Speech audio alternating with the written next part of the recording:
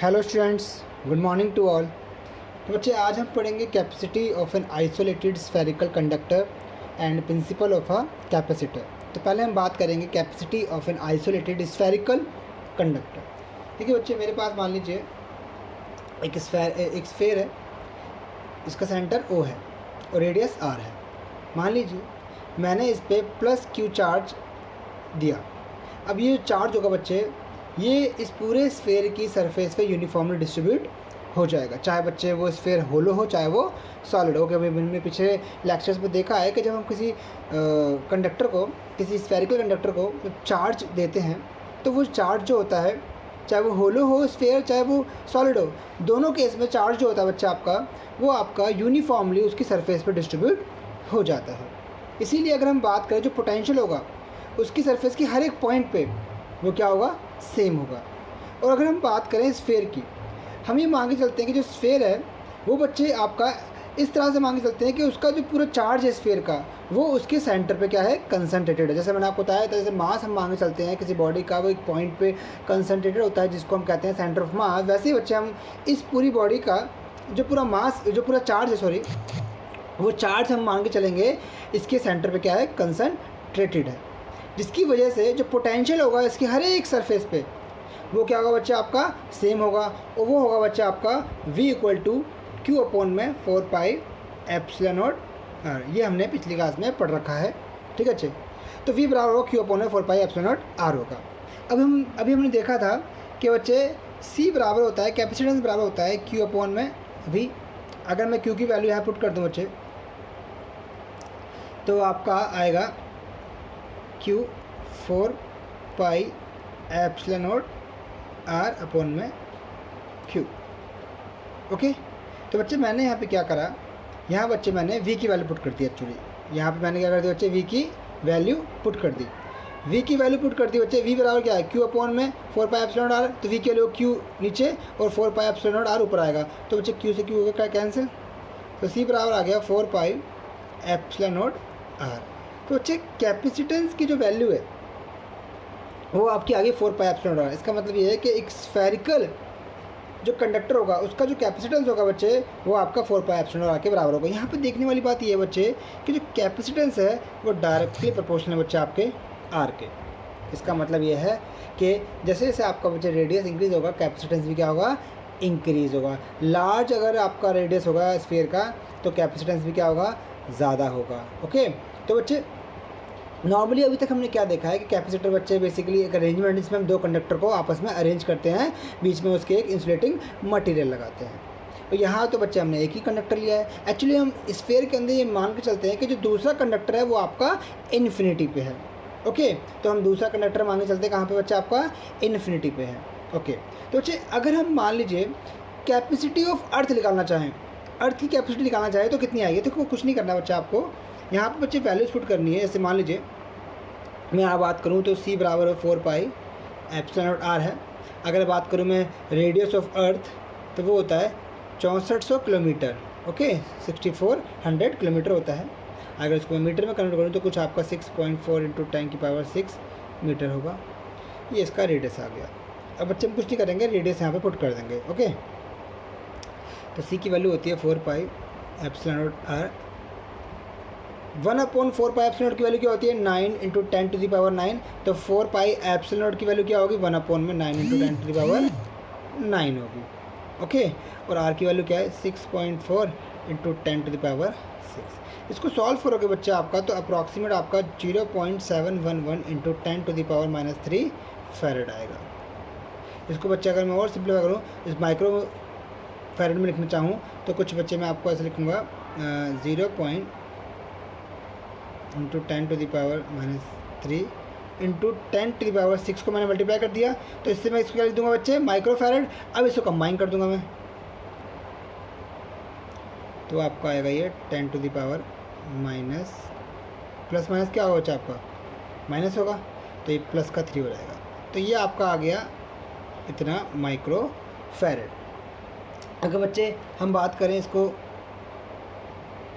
और लिखना चाहिए, पॉइंट हटाऊंगा तो बच्चे नीचे कितनी 3 जीरो आ जाएंगे, कट जाएंगे, तो अराउंड 2 आएगा 711 माइक्रो फैरेड। तो 711 माइक्रोफैराड इसकी वैल्यू आई। ठीक है अच्छे, अगर हम बात करें अर्थ की अगर बात करें तो अर्थ का रेडियस बहुत ज़्यादा है और इसका मतलब इसका रेडियस जो होगा वो बहुत ज़्यादा होगा। तो बच्चे इतना ज़्यादा रेडियस होने के बावजूद इसका कैपेसिटेंस देखो कितना आया 711 माइक्रोफैराड। इसका मतलब ये है कि कैपेसिटेंस की अगर हम बात करें वो एक बहुत ही बड़ी यूनिट है। फैराड की कैपेसिटेंस की जो यूनिट की हम बात करते हैं, ऐसा यूनिट जो होती है फैराड होती है। तो फैराड की अगर हम बात करें जो हम बात कर रहे हैं फैराड की, जो फैराड जो ऐसा यूनिट है कैपेसिटेंस की, वो एक बहुत बड़ी यूनिट है। मतलब आप खुद देखिए कि एक इतना बड़ा अर्थ जिसका रेडियस 6400 किलोमीटर्स है, उसका कैपेसिटेंस देखिए कितना आ रहा है बच्चे 711 माइक्रोफैराड। इसका मतलब ये है कि अर्थ से भी बड़ा एक ऐसा स्फीयर चाहिए होगा हमें जिसका रेडियस इतना ज़्यादा हो कि तब जाके उसका 1 माइक्रोफैराड आएगा आंसर। अब यहाँ पे जो वैल्यू है बच्चे 1 से भी क्या है, छोटी है। इसका मतलब 1 माइक्रोफैराड के लिए बच्चे आप सोच सकते हो कितना बड़ा अर्थ चाहिए होगा, कितना बड़ा स्फीयर चाहिए होगा, तब जाके इसकी वैल्यू 1 फैराड आएगी। इसका मतलब ये है कि फैराड जो है बहुत ही बड़ी यूनिट है। ओके, तो बच्चे अब हम बात करेंगे प्रिंसिपल ऑफ कैपेसिटर्स। ओके, तो बच्चे अब हम बात करेंगे प्रिंसिपल ऑफ अ कैपेसिटर। बड़े समझते हैं कि एक्चुअली में कैपेसिटर में कैसे आपका फंक्शनिंग होती है, कैसे उसके अंदर चार्ज स्टोर करते हैं। आइए समझते हैं। देखो बच्चे, मान लीजिए आपके पास एक इंसुलेटेड मेटल प्लेट है। ठीक है अच्छे, मान लीजिए आपके पास एक प्लेट है, इंसुलेटेड मेटल प्लेट है। ठीक है, ये मान लीजिए एक प्लेट है, मान लीजिए आपके पास इंसुलेटेड मेटल प्लेट है, इसका नाम मैंने कहा ए है। इसको मैंने कुछ पॉजिटिव चार्ज दे दिया। ठीक है अच्छे, और ये पॉजिटिव चार्ज बच्चे मैं तब तक देता रहा इसको जब तक इसका जो पोटेंशियल है वो मैक्सिमम नहीं हो गया। क्योंकि जब एक पर्टिकुलर वैल्यू इसकी आपकी अटेंड कर लेगा ये प्लेट, उसके बाद अगर मैं उसको और चार्ज दूंगा बच्चे, तो वो चार्ज होगा वो लीक होने लगेगा, एनवायरनमेंट में क्या होने लगेगा, लीक होने लगेगा। तो एक ऐसी मैक्सिमम लिमिट होगी इसके अंदर, जिस लिमिट के बाद इसको चार्ज दूंगा तो बच्चे वो लीक होने लगेगा। इसीलिए मैंने कहा कि मैंने इसको चार्ज दिया उस एक्सटेंट तक जिस एक्सटेंट पे बच्चे इसका पोटेंशियल क्या है, मैक्सिमम है। अगर मैं इसको फर्दर चार्ज दूंगा तो प्लेट से बच्चे जो चार्ज होगा वो लीक होना स्टार्ट हो जाएगा। ठीक है यहाँ तक? ओके, अब हम बात करते हैं बच्चे, मैंने क्या करा, एक प्लेट और लगा दी इसकी साइड में, एक इंसुलेटेड प्लेट मैंने मेटल प्लेट एक और लगा दी। ये भी क्या बच्चे आपकी एक इंसुलेटेड मेटल प्लेट, और ये भी आपकी एक इंसुलेटेड मेटल प्लेट है। अब जैसे ही मैं ये प्लेट भी लगाऊंगा इस चार्ज्ड प्लेट ए के पास, तो क्या होगा बच्चे, इंडक्शन प्रोसेस की हेल्प से यहाँ पे आपका नेगेटिव चार्ज इंड्यूस हो जाएगा। ओके, जब इस प्लेट के इस तरफ नेगेटिव चार्ज इंड्यूस होगा तो बच्चे आप जानते ही हो कि इस तरफ क्या हो जाएगा, पॉजिटिव चार्ज इंड्यूस हो जाएगा, है ना। अब क्या होगा, ये नेगेटिव चार्ज जो है, इस नेगेटिव चार्ज की वजह से इस प्लेट का जो पोटेंशियल है वो डिक्रीज़ हो जाएगा, क्योंकि बच्चे नेगेटिव है, और नेगेटिव की वजह से ये जो प्लेट है पॉजिटिव प्लेट, इसका जो पोटेंशियल होगा वो डिक्रीज़ हो जाएगा। प्लेट ए का पोटेंशियल क्या हो जाएगा, डिक्रीज़ हो जाएगा। ठीक है अच्छे, और अगर हम बात करें पॉजिटिव प्लेट की वजह से, पॉजिटिव प्लेट की वजह से इसका पोटेंशियल जो होगा वो इंक्रीज़ होगा। भाई पॉजिटिव प्लेट, जो पॉजिटिव आपकी साइड है, इस चार्ज की वजह से इस वाली प्लेट का पोटेंशियल इंक्रीज़ होगा, और इस नेगेटिव चार्ज की वजह से इस वाली जो प्लेट है इसका जो पोटेंशियल होगा वो डिक्रीज़ होगा। बट अगर हम बात करें ये वाली साइड जो है, ये इस प्लेट के ज़्यादा क्लोज़र है as compare to this side. तो अगर हम ओवरऑल निकालें तो ओवरऑल जो इसका इफ़ेक्ट होगा प्लेट ए के ऊपर, उसमें आपका पोटेंशियल क्या होगा, कुछ एक्सटेंट तक आपका डिक्रीज़ हो जाएगा। ठीक है, अब जब आपका ए प्लेट का पोटेंशियल डिक्रीज़ हो जाएगा तो मैं इसको और चार्ज दूंगा, और इसको और चार्ज दूंगा ताकि इसका जो पोटेंशियल है वो दोबारा से इंक्रीज़ हो जाए, और वो तब तक दूंगा जब तक इसका पोटेंशियल मैक्सिमम ना हो जाए।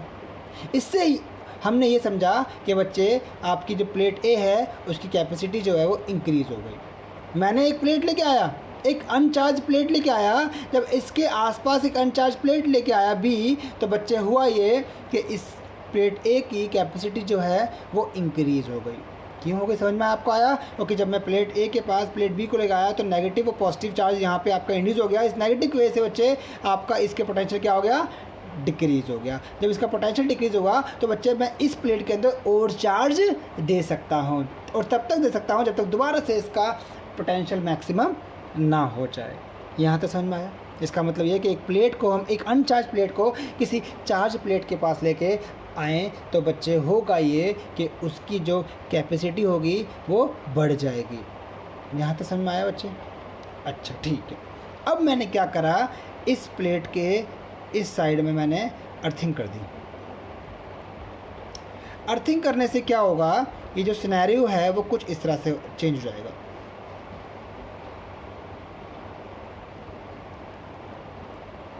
ये तो पॉजिटिव ही रहेगी, इसमें कोई फ़र्क नहीं पड़ेगा। पर होगा क्या बच्चे, ये पॉजिटिव चार्ज जो है वो आपका अर्थ कर दिया मैंने, और बचेगा क्या, सिर्फ बचे यहाँ पे नेगेटिव। तो अर्थिंग करने से क्या हुआ, ये पॉजिटिव चार्ज निकल गया। अभी मैंने आपको बताया था कि इस पॉजिटिव चार्ज की वजह से इस वाली प्लेट का पोटेंशियल इंक्रीज़ होगा, और नेगेटिव चार्ज की वजह से पोटेंशियल जो होगा वो डिक्रीज़ होगा।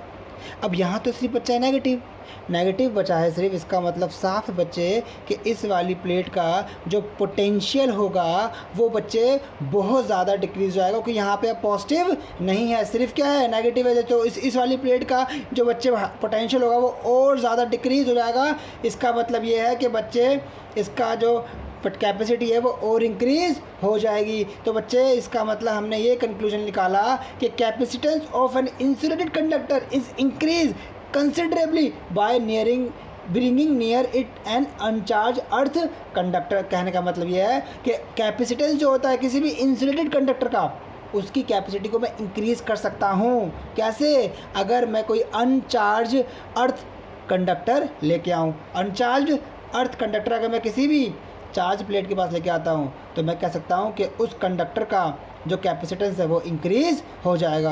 और यही बच्चे आपका कैपेसिटर का प्रिंसिपल है, जिसमें हम दो कंडक्टर को पास में लेके आते हैं और बच्चे उसको चार्ज करते हैं, जिससे कि दूसरी प्लेट जो होती है वो उसकी कैपेसिटी को इंक्रीज़ करने में उसकी हेल्प करती है।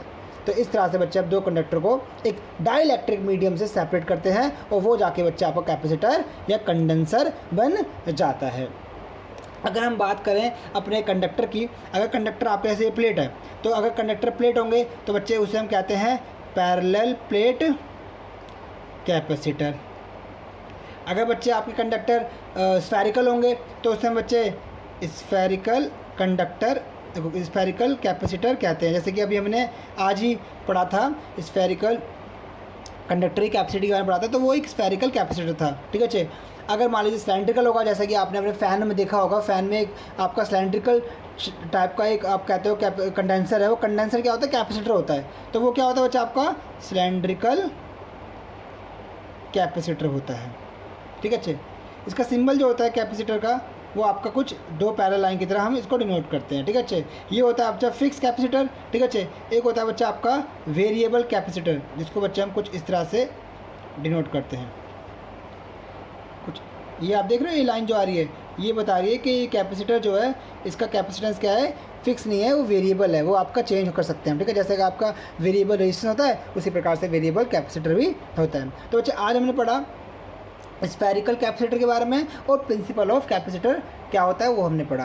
बच्चे अगली क्लास में हम डिटेल में पढ़ेंगे कि पैरेलल प्लेट कैपेसिटर क्या होता है, उसका कैपेसिटर कैसे फाइंड करेंगे। ठीक है। फिर स्फेरिकल कैपेसिटर के बारे में पढ़ेंगे दोबारा से। वो बच्चे फिर हम आगे देखते हैं कि क्या क्या हमारे एनर्जी को स्टोर करने के जो कैपेसिटर होता है उसमें एनर्जी को स्टोर कैसे करते हैं, वो कितनी एनर्जी स्टोर करता है, कैपेसिटर को हम कैसे अरेंज करते हैं। ये सारी चीज़ें हम बच्चे अगली 2-3 क्लास में स्टडी करेंगे और फिर हमारे बच्चे 2 चैप्टर कंप्लीट हो जाएंगे। ओके।